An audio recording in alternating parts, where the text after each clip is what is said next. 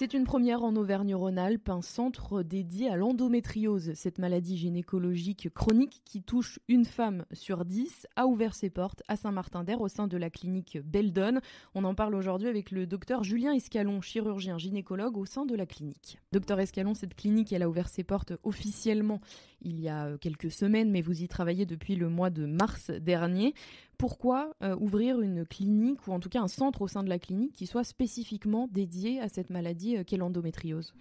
L'idée, c'était de proposer un lieu unique de prise en charge de l'endométriose au sens large, allant du diagnostic à la prise en charge médicale experte, mais également à tout ce qui va être une prise en charge qu'on pourrait appeler holistique de la maladie, c'est-à-dire beaucoup plus élargie, tout ce qui peut permettre d'améliorer la qualité de vie des patientes, parce qu'en fait, on le verra peut-être, mais le challenge, c'est vraiment ça, c'est arriver à avoir une bonne qualité de vie. Et justement, on va y revenir tout de suite. En quoi est-ce que cette maladie, elle altère la qualité de vie de vos patients? Alors déjà, l'endométriose, c'est la présence de tissus qui ressemblent à l'endomètre. L'endomètre, c'est la couche interne de l'utérus. Normalement, ça reste dans la cavité utérine, ça a pour but d'implanter une grossesse, mais là, cet endomètre, il va se retrouver à l'extérieur de l'utérus. Et c'est cette localisation de ces tissus anormaux qui va entraîner tout un tas de symptômes. Et le premier symptôme auquel on pense, c'est des douleurs pelviennes, et des douleurs pelviennes chroniques.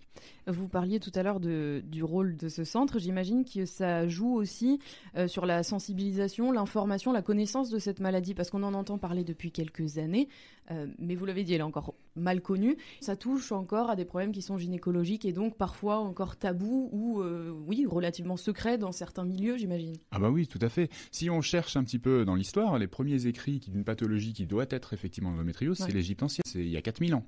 Donc en fait, c'est extrêmement vieux.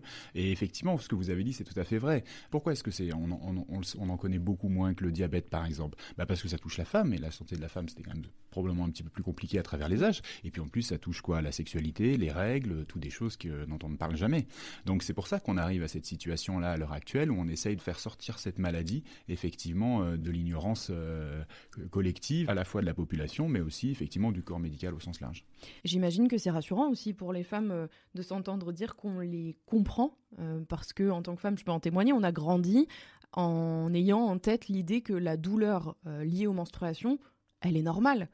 Et on n'a pas le sentiment qu'il peut s'agir d'une vraie problématique de santé, en fait, qui se trouve derrière. Tout à fait, ça c'est un point qui est important, donc on essaye effectivement d'être sensible à ça. Quand je fais des formations aux médecins ou aux sages-femmes, j'en ai fait récemment, j'ai toujours une diapo en leur disant il faut dire aux patientes qui sont devant vous qu'elles ont mal, que vous les croyez, et ça c'est super important, et c'est ce qu'on essaye de leur dire effectivement. En face, on a des patientes qui sont algiques, on ne sait pas forcément quelle va être la pathologie, finalement sur la pathologie pelvienne et sur les douleurs pelviennes chroniques finalement. L'endométriose, c'est presque ce qui est le plus connu, mais on essaye effectivement déjà de partir du principe qu'en fait la personne qui est en face de nous, elle nous dit la vérité. Quand elle nous dit qu'elle a mal, elle a mal. Et ça, c'est vrai. Elles sont reconnaissantes de ça. Merci, docteur Julien Escalon. Je rappelle que vous êtes chirurgien gynécologue au sein de la clinique Beldon.